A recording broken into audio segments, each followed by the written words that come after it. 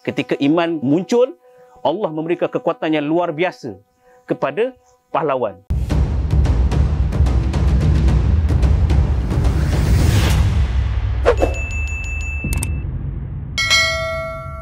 Di antara tokoh yang mempertahankan akidah umat Islam, mereka ini bangkit untuk berjuang menentang penjajah yang akan mengkafirkan umat Islam. Jadi tokoh-tokoh ini bangun. Ada di antaranya tokoh daripada Datuk Bahaman. Ada daripada tokohnya Tok Gajah. Ada daripada Mak Kilau, anak kepada Tok Gajah.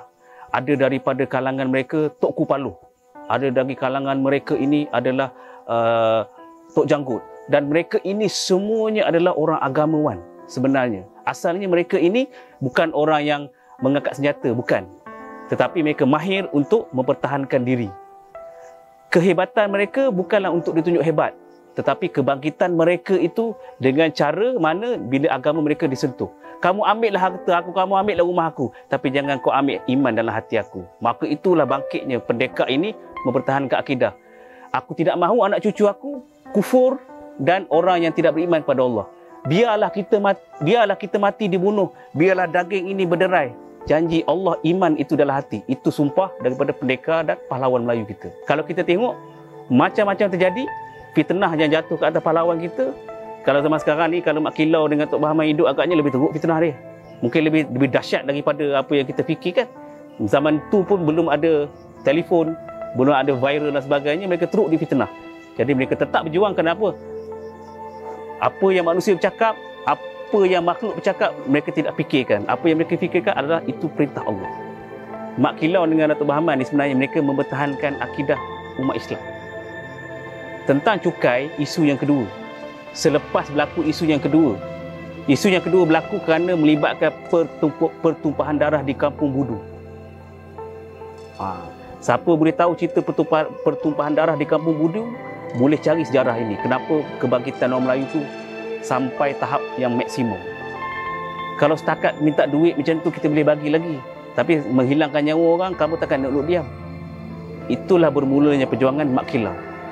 Pertama, mempertahankan akidah umat Islam. Yang kedua, berlaku pertumpahan darah. Nak bagi tahu British ni perangai dia, depan muka kita, you are very good, you are my friend. No. Dia orang bukan begitu. Dekat belakang, mereka lah menjadi orang yang membunuh umat Islam, tapi mereka tidak bunuh. Dia nak orang lain bunuh untuk dia. Mereka tak nak kotorkan tangan. Dia nak orang lain menjadi upahan untuk membunuh dia. Sebab tu dia panggil Gurkha. Datang sini.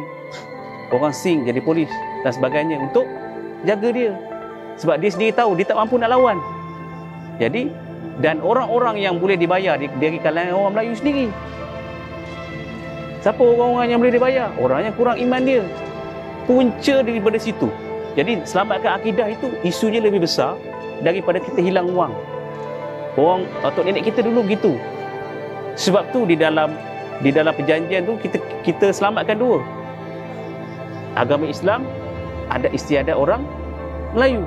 Dua perkara ini yang kita jaga baik-baik. Kamu nak ambil lah.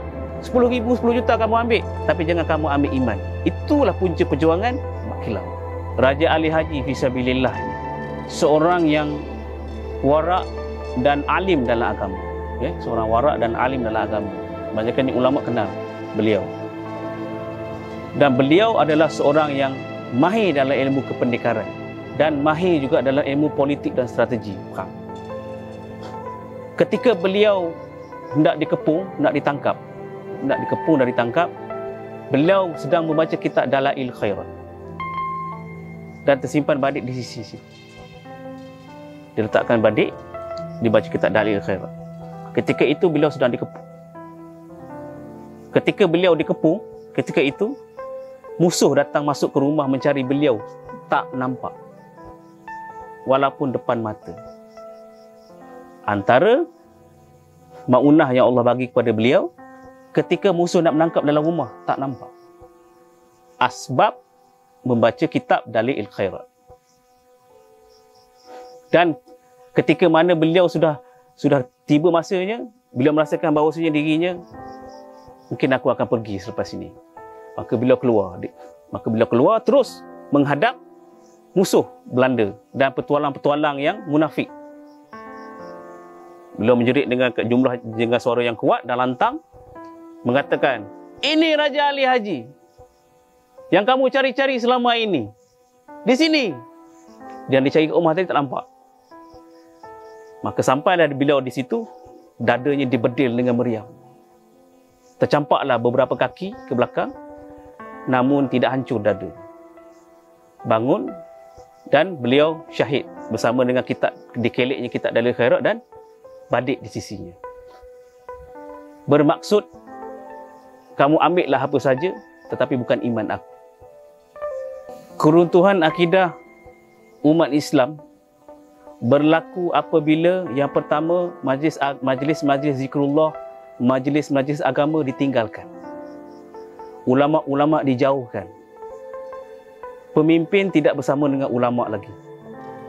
Manakala rakyat jelata sudah terhibur dengan hiburan-hiburan yang melampau-lampau, yang tidak terkawal, yang tidak dijaga.